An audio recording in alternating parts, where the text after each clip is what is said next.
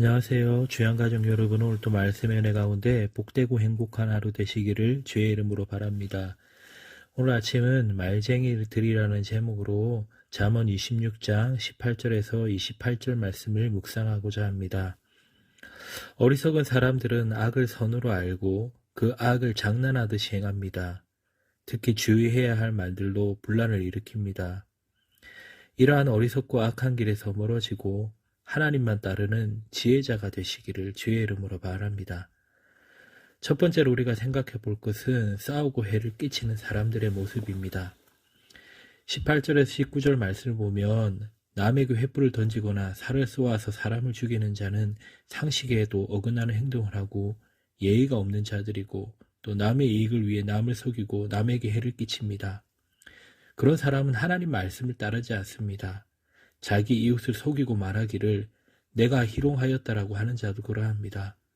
나의 이익을 위해 남을 속이는 것은 남에게 해를 끼치는 일입니다. 속이는 것은 커다란 악입니다. 보이스피싱과 같이 거짓말을 행해 사회에 큰 문제가 되고 있는 것을 우리가 봅니다. 거짓은 마귀의 제약입니다.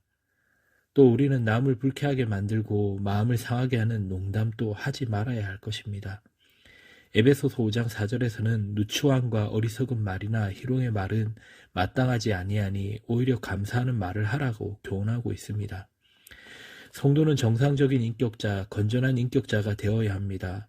정상적인 인격자는 남을 해치지 않고 남을 속이지 않습니다.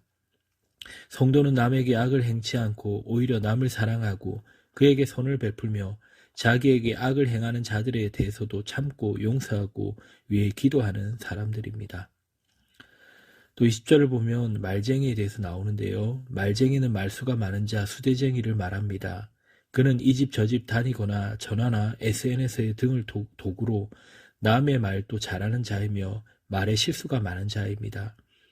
그는 자기가 들은 말을 가감하여 남에게 전하기도 하고 중요한 내용을 빠뜨리거나 잘못된 해석이나 상상과 추론을 더하여 말을 왜곡시킬 수 있고 거짓말을 합니다. 또한 말쟁이는 사람들 간의 다툼을 일으킵니다. 그래서 성경은 우리가 말을 조심해야 될 것을 교훈하였습니다. 잠언 10장 19절에 보면 말이 많으면 허물을 면하기 어려우나 그 입술을 제어하는 자는 지혜가 있느니라라고 말씀했습니다.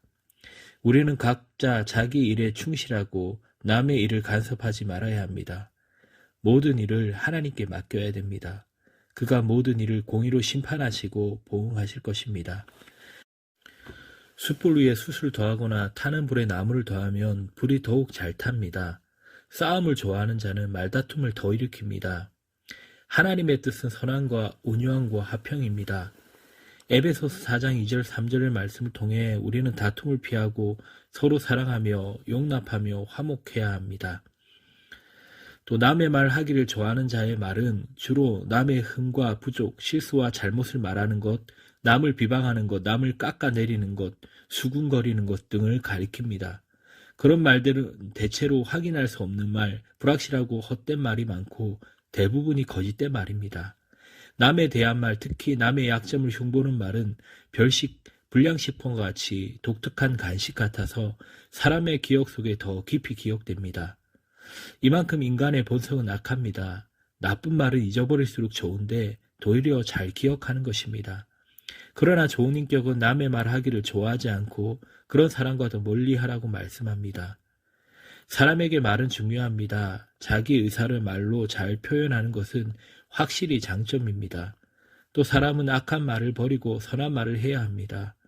그러나 그의 마음이 선하지 못하고 악하다면 그는 위선자에 불과합니다. 주께서는 사람의 마음에서 나오는 것이 악한 생각과 살인과 간음과 음란과 도적질과 거짓 증거와 회방이라고 말씀하셨습니다. 하나님의 구원은 우리가 심령으로 새롭게 되어 하나님을 따라 의와 참된 거룩으로 지으심을 받은 새 사람을 입는 것입니다. 구원은 마음의 거룩한 변화입니다. 두 번째로 생각해 볼 것은 말로 악을 저지르는 자들입니다. 미워하는 자, 곧 원수의 입술로는 꾸미고 속이는 거짓을 품습니다. 그는 말로는 그럴듯하게 꾸미고 마음속에는 악을 품습니다. 말로는 악을 하지 않은 것처럼 위장하지만 마음속은 미움과 악심을 품는 것입니다. 그래서 본문은 그 말이 좋을지라도 믿지 말 것은 그 마음에 7가지 가증한 것이 있음이라고 말합니다. 그래서 우리는 악한 자들의 말을 믿지 말아야 합니다. 악한 자들의 악은 드러나게 되어 있습니다. 그들이 거짓으로 그 미움을 감출지라도 그들의 악은 모든 사람 앞에 공공연하게 드러나게 됩니다. 사람의 속에 있는 것들이 다 드러납니다. 그래서 우리는 범사에 선하고 진실하고 정정당당하게 살아야 할 것입니다. 악한 자는 이웃을 해하려고 구덩이를 파고 돌을 굴립니다. 이런 악은 사람의 미움과 악의와 이기적인 욕심에서 나옵니다. 그런데 하나님께서는 악인에게 그 악대로 갚으십니다. 남을 해치려고 구덩이를 파는 자는 자신이 거기에 빠질 것이고, 또 남을 해치려고 돌을 언덕 위로 굴려 올리는 자는 도리어 그 돌에 자신이 치여 다칠 것입니다. 남에게 악을 행하는 자는 자신이 비슷한 해를 당하는 것입니다. 그것이 하나님의 공의입니다. 하나님은 보응하시는 분이십니다. 악인이 아무리 흉계를 꾸며도 하나님의 자녀들은 항상 하나님의 보호하심을 입습니다. 그래서 시편 23편 4절에서는 내가 사망의 음침한 골짜기로 다닐지라도 해를 두려워하지 않을 것은 주께서 나와 함께 하심이라 주의 지팡이와 막대기가 나를 안위하시다이다 라고 말을 합니다. 세상에는 우리를 해하려는 악한 사람들이 많이 있지만 하나님께서는 그의 능력으로 우리를 지키시고 보호하십니다.